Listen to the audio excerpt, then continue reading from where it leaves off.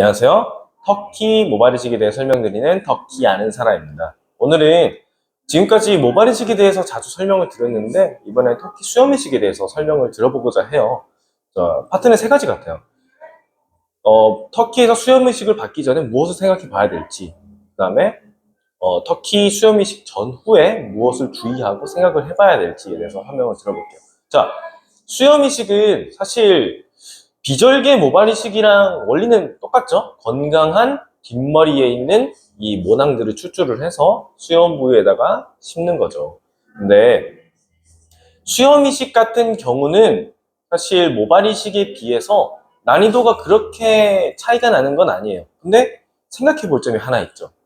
자, 모발 이식 같은 경우는 굉장히 사람의 머리 형태가 다양하다 하더라도 그렇게 디자인이 크게 바뀌진 않아요. 뭐 라운드형으로 하든 아니면 이렇게 일자로 하든 한국인이 가지고 있는 이 헤어라인이 그렇게 크게 차이가 나지 않기 때문에 심을 때 뭐 자기가 확인을 하겠지만 그렇게까지 디자인에 이제 불만 사항이 나오는 경우는 없어요. 근데 수염 이식 같은 경우는 내가 수염을 기르고 싶다는 이 기호 때문에 받는 거잖아요. 저 같은 경우도 수염이 염소 수염처럼 나서 이 볼에 있는 부분은 수염이 안 나기 때문에 예전에 제가 수염을 참 좋아했을 때는 정말 기르고 싶었지만 기르지 못했는데 이 수염의 디자인이 본인이 바라시는 이 디자인이 굉장히 다르잖아요. 자, 어떤 사람은 이런 디자인을 하고 싶겠죠? 어떤 사람은 이런 디자인 하고 싶고, 어떤 사람은 이런 디자인 하고 싶고요. 이런 산적 같은 디자인도 원하시는 분들이 계세요. 자, 그러면 이 디자인에 따라서 이 모낭을 이제 수염에다가 심는 그 디자인이 다 달라질 건데, 그러면 본인이 터키에 가시기 전에 어떤 디자인을 원하는지, 그리고 어떻게 형성이 됐으면 좋겠는지에 대해서 제대로 알려주셔야 돼요. 이런 경우도 있어요. 내가 처음에는 여기랑 여기만 신고 싶었는데 나중에 터키 가서 수술 직전에 생각해보니까 나 갑자기 이 산적처럼 죄송합니다. 산적처럼 굉장히 풍성하게 하고 싶어. 이렇게 마음을 바꾸셔서 그렇게 하신 경우도 있어요. 물론 가능합니다. 수술 전에 확실하게 얘기해 주시고 디자인을 다시 그렸을 때 동의해 주시면 돼요. 그럼에도 불구하고 수염 이식 같은 경우는 이 디자인에 따라서 굉장히 본인의 만족도가 차이가 나기 때문에 평생 가지고 갈 이 수염에 대해서 잘 한번 생각해 봤으면 좋겠어요. 그리고 먼저 수술을 받을 때 볼 같은 경우도 이미 여기다가 채널을 열고 모낭을 심는 거잖아요. 아파요. 근데 마취를 하니까 수술에는 그렇게 아프지 않을 텐데 문제가 뭐냐? 이 콧수염. 콧수염은 인중 한번 지금 꼬집어 보세요. 아프단 말이에요. 살이 되게 얇아서 마취를 함에도 불구하고 이 모낭을 심을 때 굉장히 따갑거든요. 그래서 최근에도 수염을 이제 이식 받으신 분께서 이제 생생하게 경험담을 얘기해 주셨는데 그분께서도 코를 이제 콧수염 주변에 심을 때 상당히 이제 좀 따가운 점이 있었다라고 말씀을 해주셨어요. 그래서 말로 하는 거랑 직접 느끼는 건 다르죠. 그럼에도 불구하고 제가 이렇게 굳이 말로 한다는 거는 정말로 따갑다는 얘기입니다. 그래서 그거에 대해서 좀 이제 한번 생각을 해봐줬으면 좋겠어요. 그리고 이제 두 번째 파트로 넘어와서 수염 이식 전에는 무엇을 주의해야 될까요? 수염 이식 전에는 이제 보통 수염 이식을 받으시는 분들은 20, 30대, 많으면 40대 분들이 있어요.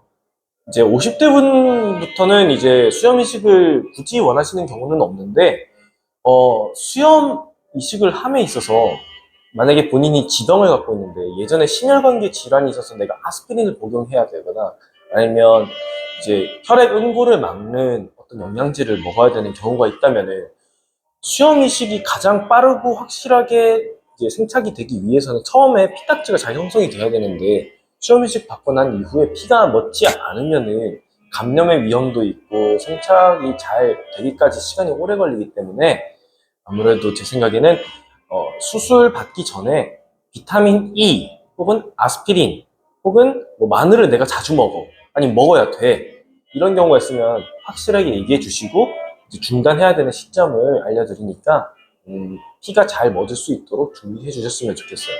그리고 모발 이식 전에 이 턱 밑에 있는 이 부분을 좀 심고 싶어 하시는 분들이 계세요. 근데 일단은 두 타입으로 나눠볼게요. 먼저 좀 살이 적으신 분들, 그러니까 이제 턱선이 좀 뚜렷하신 분들 같은 경우에는 사실 이 턱 라인에 따라서 심을 수 있어요. 근데 그 밑에, 이 턱 밑에는 심지 못해요. 왜냐면 동맥이 지나가니까요. 위험하잖아요. 근데 이제 좀 살집이 있으셔서 이 턱선이 조금 뚜렷하지 못하신 분들은 이중턱이 있는 경우가 있단 말이에요. 이렇게 생겼을 때. 그러면은 이중턱이 조금 이제 앞으로 돌출되니까 심지 못하는 부분도 돌출이 돼서 이 부분에 심고 싶어 하시는 분들이 계시지만 안 되는 건 안 되잖아요. 그래서 제 생각에는 차라리 조금 식단 조절을 하시면서 살을 빼셔서 수염이 조금 더 두드러져 보일 수 있도록 관리를 해주시는 게 더 좋을 것 같아요. 그러면 수염 이식 직후에는 무엇을 주의해야 될까요? 물론 모발 이식과 똑같아요.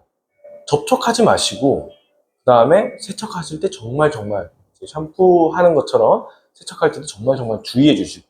근데 하나가 더 붙죠.